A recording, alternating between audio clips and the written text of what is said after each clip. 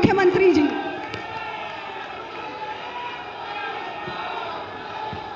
भारत माता की, भारत माता की, भारत माता की, मां विंध्यवासिनी की, मां विंध्यवासिनी की, मां विंध्यवासिनी की।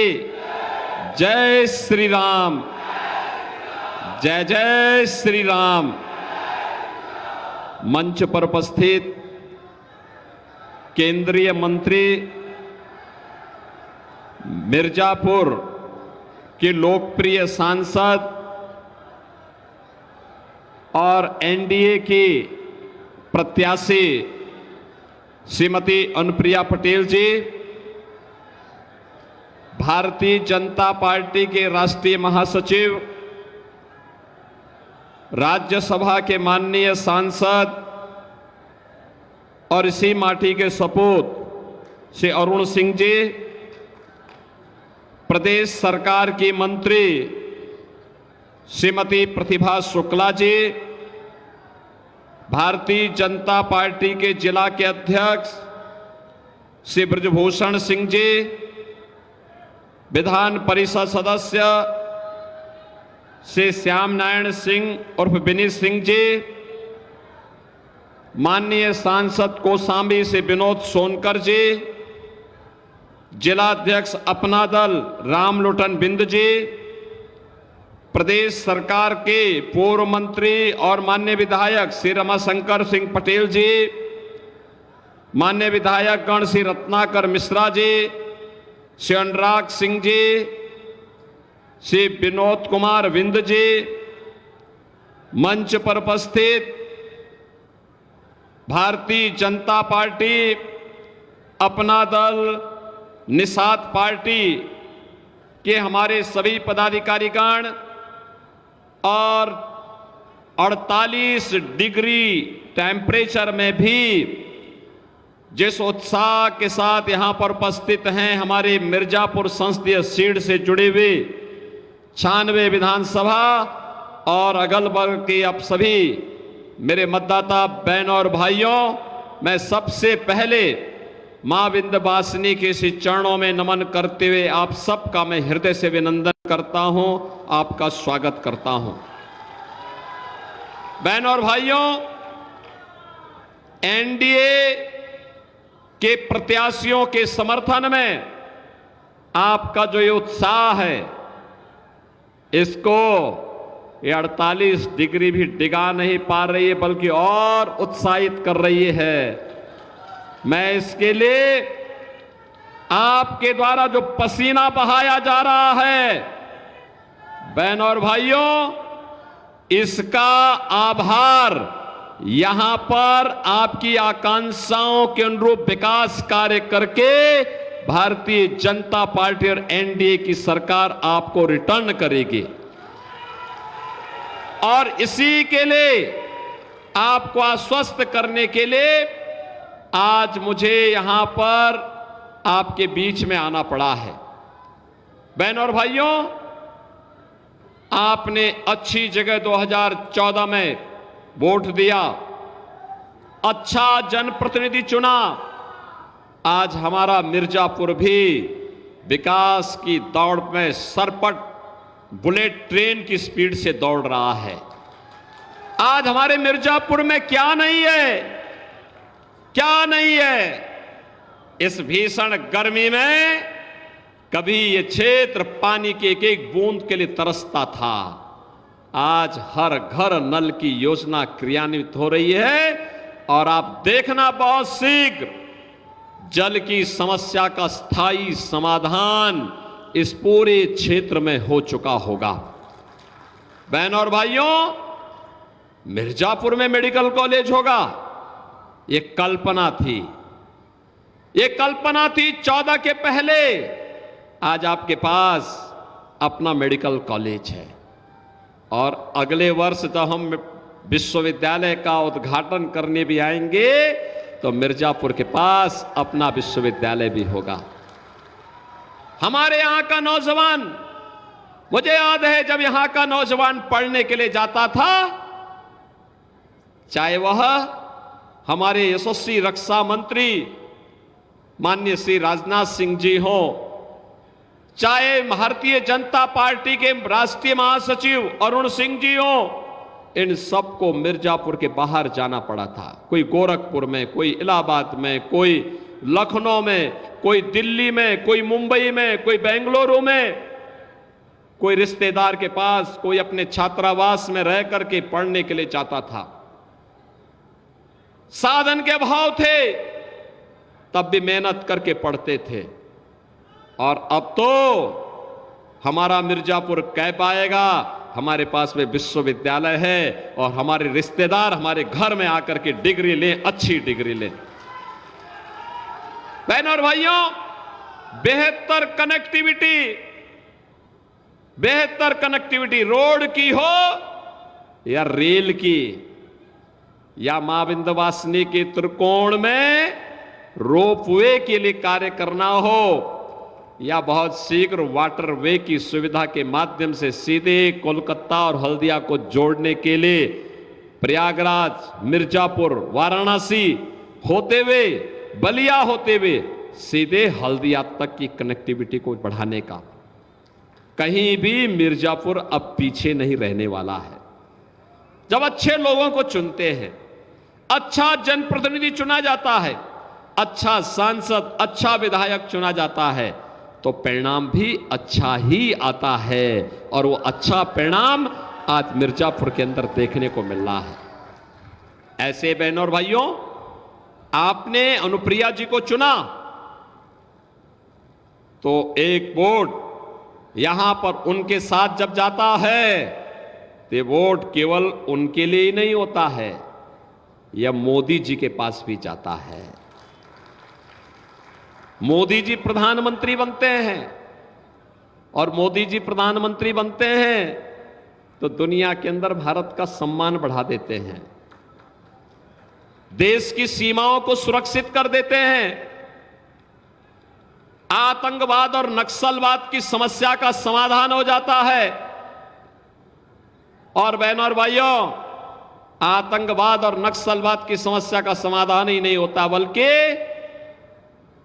याद करिए 2014 के पहले जब कांग्रेस और समाजवादी पार्टी की सरकारें हुआ करती थी, आतंकी वारदात होती थी, सुबह अखबार पढ़ते थे, पहला समाचार आता था किसी महा घोटाले का, और सायंकाल होते होते आतंकी विस्फोट की घटना सामने आती थी।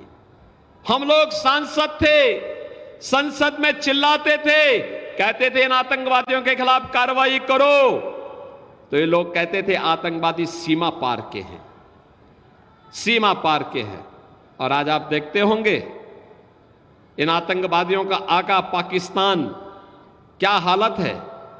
आज कोई पटाखा जोर से फट जाए ना तो पाकिस्तान पहले सफाई देता, कहता साहब मेरा हाथ नहीं है, उसे मालूम है नया हिंदुस्तान है, ये नया हिंदुस्तान है, छेड़ेगा नहीं, लेकिन कोई छेड़ेगा तो उसको छोड़ेगा भी नहीं। घर के अंदर घुस करके मारने की हिम्मत रखता है, सर्जिकल स्ट्राइक और एयर स्ट्राइक के माध्यम से आतंकवादियों की माद में घुस करके निकालता है, उसको पाताल लोक से भी निकाल करके ला करके पटक करके मार करके देश के दुश्मनों का काम तमाम करना जानता है। बहनों और भाइयों, सुरक्षा भी है तो सम्मान भी है, और साथ साथ विकास के कार्य, 2 लेन, 4 लेन, 6 लेन, 12 लेन के हाईवे, एक्सप्रेस हाईवे, रेलवे में वंदे भारत, अमृत भारत, अन्नोवा भारत जैसी ट्रेन, वाटरवे की सुविधा भी है, रोपवे की सुविधा भी विकसित हो रही है, 1 डिस्ट्रिक्ट 1 मेडिकल कॉलेज, हर कमिश्नरी में मेडिकल विश्वविद्यालय की स्थापना हो, यह संकल्प भी साकार हो रहा है। IIT, IIM, IIIT, NIT जैसे संस्थान भी स्थापित हो रहे हैं। और बहनों और भाइयों, इन सब के साथ साथ गरीबों का भी कल्याण हो। मैं कहना चाहता हूं, जो पाकिस्तान का राग अलाप रहे हैं कांग्रेस और समाजवादी पार्टी के लोग, मैं उनसे कहना चाहता हूं कि पाकिस्तान का राग क्यों अलापते हो, और इतना ही अगर पाकिस्तान से मोह हो तो भारत के बोझे मत बनो। भारत से बाहर वहां पाकिस्तान जाकर के देखो थोड़ा। पाकिस्तान 23 करोड़ लोगों की पेट नहीं भर पा रहा है। 23 करोड़ की आबादी भूख से बिलख रही है पाकिस्तान में, और मोदी जी के नेतृत्व में 10 वर्ष में 25 करोड़ लोग गरीबी रेखा से उबर करके खुशहाल जीवन जी रहे हैं, और 80 करोड़ लोगों को फ्री में राशन की सुविधा मोदी जी के नेतृत्व में भारत दे रहा है। बहनों और भाइयों, अभी तक तो 60 करोड़ लोग प्रतिवर्ष 5 लाख रुपए की स्वास्थ्य बीमा का सुविधा प्राप्त कर रहे हैं। 5 लाख रुपए का। और मोदी जी ने कहा है 4 जून को जब फिर एक बार मोदी सरकार बनेगी तो 70 वर्ष से ऊपर के प्रत्येक बुजुर्ग को 5 लाख रुपए की मुफ्त स्वास्थ्य का सुविधा उपलब्ध कराएंगे, प्रतिवर्ष उपलब्ध करवाएंगे। बहनों और भाइयों, आप याद करिए, कभी कांग्रेस की सरकार कहती थी कि 100 पैसा बेचते हैं, नीचे 15 पैसा जाता है, बाकी 85 पैसा एक कांग्रेस के दलाल, समाजवादी पार्टी के दलाल खा जाते थे। आज मोदी जी ने जनधन अकाउंट खोल दिए। दिल्ली और लखनऊ से आने वाला पैसा सीधे आपके अकाउंट में आता है, बीच के मध्यस्थ समाप्त।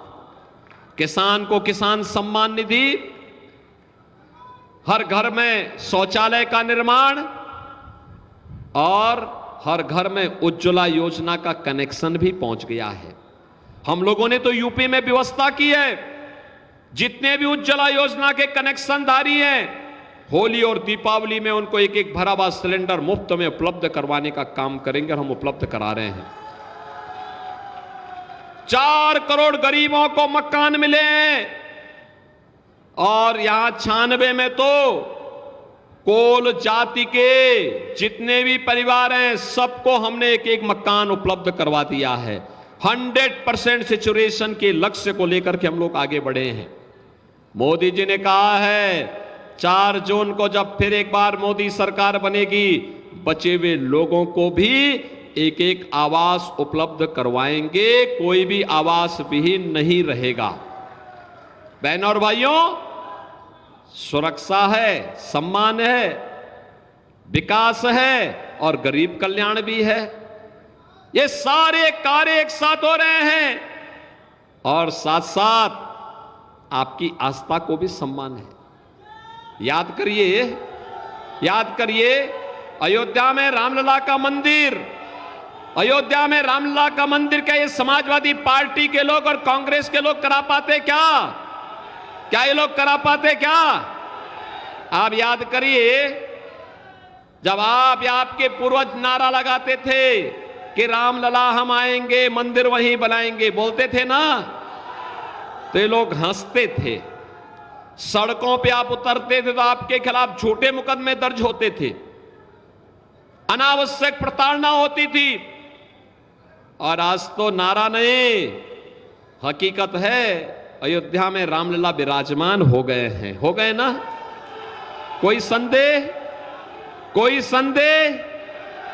अब तो रामलला विराजमान हो गए हैं। और याद करिए, अयोध्या में रामलला विराजमान होने के पहले मोदी जी ने अयोध्या के इंटरनेशनल एयरपोर्ट का नामकरण महर्षि वाल्मीकि के नाम पे किया है। अयोध्या में जितने यात्री विश्रामालय हैं, 5000 यात्रियों के लिए हम लोगों ने सरकारी यात्री विश्रामालय और रेन बसेरा बनाए हैं। उन रेन बसेरों का नाम क्या है? भगवान राम जब अयोध्या से निकले थे वनवास के लिए, तो बहनों और भाइयों, उन्होंने पहला विश्राम किया था निषाद राज की यहां। तो हम लोगों ने तय किया जितने विश्रामालय बनेंगे ये सब निषाद राज के नाम पर होंगे। और बहनों और भाइयों, अयोध्या में हर विश्रामालय निषाद राज के नाम पर। भगवान राम को जंगल में जूठे वेर खिलाया था माता सबरी ने। भोजनालय, फ्री भोजनालय अयोध्या के माता सबरी के नाम पर चल रहे हैं। बहन और भाइयों, एक तरफ अयोध्या में रामलला विराजमान हुए हैं और जंगलों में वनवास में जब गए थे भगवान राम, तो भगवान राम ने संकल्प लिया था, निस्सरहीन करो मई भुज उठाए प्रण कीन। क्या कहा था? निस्सरहीन करो मई भुज उठाए प्रण कीन। उन्होंने कहा था कि मैं इस पूरे भारतवर्ष को, पूरे आर्यावर्त को आतंकवाद और नक्सलवाद से मुक्त करूंगा। और देखा, आज मोदी जी के नेतृत्व में देश आतंकवाद और नक्सलवाद से मुक्त हो चुका है। और जब मोदी जी वहां काम कर रहे थे तो हमने भी कहा कि हम उत्तर प्रदेश को माफिया से मुक्त करेंगे। सभी माफियाओं के राम नाम सत्य है की यात्रा भी निकल गई।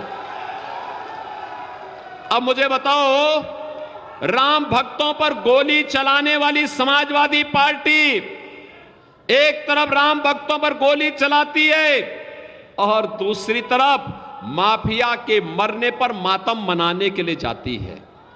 मुझे बताओ, माफिया के प्रति संवेदनशील लोगों के साथ खड़े होंगे या राम भक्तों के साथ खड़े होंगे? और यही नहीं, मां विंध्यवासिनी का कॉरिडोर भी तो भव्य बन रहा है। और इस बार तो मैंने सुना 35 लाख श्रद्धालु मां विंध्यवासिनी का दर्शन करने के लिए नवरात्रि में आए थे। 35 लाख लोग। और कॉरिडोर पूरा होने दीजिए, यह संख्या 1 करोड़ तक पहुंचेगी। 1 करोड़ तक।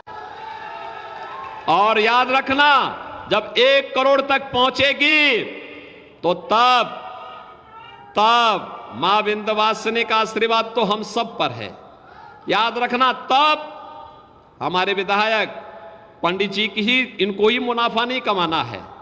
यहां टैक्सी वाला कमाएगा, होटल वाला कमाएगा। होटल उनका भी है, कॉरिडोर में उनका होटल भी गया है। लेकिन हर एक फूल पत्ती बेचने वाला कमाएगा, हर दुकान वाला कमाएगा, नाव वाला कमाएगा। और बहनों और भाइयों, हमारा मिर्जापुर और विंध्यवासिनी धाम के साथ साथ इस पूरे जनपद का नाम होगा देश और दुनिया के लोग जब यहां पर आएंगे। और इसीलिए हम आए हैं आज आपके बीच में।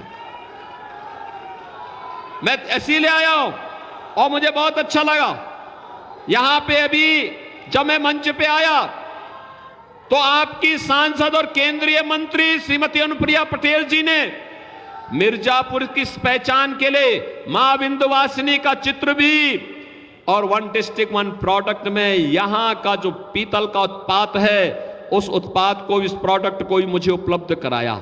उसकी ब्रांडिंग अनुप्रिया जी देश में कहीं भी जाती हैं, मिर्जापुर की इस पहचान को मजबूती के साथ वहां पर रखने का काम करती है।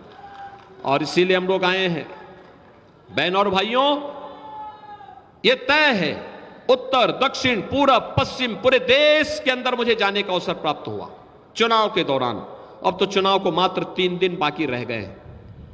बहनों और भाइयों, पूरे देश में एक ही आवाज है, चारों ओर एक ही स्वर गूंज रहा है, और वह है कि फिर एक बार, फिर एक बार, और अब की बार 400 पार। 400 पार की जब बात करते हैं तो समाजवादी पार्टी और कांग्रेस का इंडी गठबंधन चारों खाने चित्त हो जाता है। इनको कुछ भी इनकी समझ में नहीं आता क्या करें। तो बहनों और भाइयों, इन्होंने झूठ फैलाना शुरू किया, और झूठ भी किस कदर। देखो, कारनामे उनके, लेकिन दोषारोपण इधर कर रहे हैं। इनका घोषणा पत्र कहता है सत्ता में आएंगे तो अनुसूचित जाति, जनजाति और पिछड़ी जाति का आरक्षण मुसलमानों को बांटेंगे। देखो, बाबा साहब भीमराव अंबेडकर ने कहा था धर्म के आधार पर आरक्षण नहीं हो सकता, और एनडीए भी यही कहता है कि हम धर्म के आधार पर आरक्षण नहीं होने देंगे। अनुसूचित जाति, जनजाति और पिछड़ी जाति के भाइयों का आरक्षण को बंदर बांट नहीं होने देंगे, उसमें डकैती नहीं पड़ने देंगे। समाजवादी पार्टी और कांग्रेस के गठबंधन को बेनकाब करेंगे। इनके द्वारा कहा जा रहा है कि सत्ता में आएंगे, ये कांग्रेस और समाजवादी पार्टी का गठबंधन कहता है सत्ता में आएंगे तो पर्सनल लॉ लागू करेंगे। पर्सनल लॉ का मतलब जानते हैं आप? तालिबानी शासन। बेटी स्कूल नहीं जा पाएगी, महिलाएं बाजार नहीं जा पाएंगी, बुर्का पहन करके घर के अंदर दुबके रहना पड़ेगा। ये भारत बाबा साहब भीमराव अंबेडकर के द्वारा बनाए गए संविधान से चलेगा। भारत तालिबानी शासन को और शरीयत के कानून को मानने वाला देश नहीं बन सकता है। और इसीलिए हम लोग आए हैं आपसे कहने के लिए, बहनों और भाइयों, बाबा साहब भीमराव अंबेडकर का सर्वाधिक अपमान कांग्रेस और समाजवादी पार्टी ने किया है। याद करिए इनके कृत्यों को। अभी पश्चिमी बंगाल के अंदर इनकी सहयोगी तृणमूल कांग्रेस ने वहां पर ओबीसी के आरक्षण को मुसलमानों के 118 जातियों को दे दिया था। हाई कोर्ट ने वहां पर उसको खारिज किया, कहा कि नहीं, भारत का संविधान धर्म के आधार पर आरक्षण नहीं देता है। ओबीसी का आरक्षण, पिछड़ी जाति के लोगों का आरक्षण केवल पिछड़ी जाति को ही प्राप्त होगा। कर्नाटक में कांग्रेस ने पिछड़ी जाति का आरक्षण मुसलमानों को बांट दिया है। आंध्र प्रदेश में पहले ही बांट चुकी है। और समाजवादी पार्टी वो तो सत्ता के बाहर है, अन्यथा 2012 और 2014 में उन्होंने भी अपनी घोषणा पत्र में कहा था। और बहनों और भाइयों, इन्होंने तो दंगाइयों की रीढ़ तोड़ने वाली पीएससी की 54 कंपनियां समाप्त कर दी थी उत्तर प्रदेश में।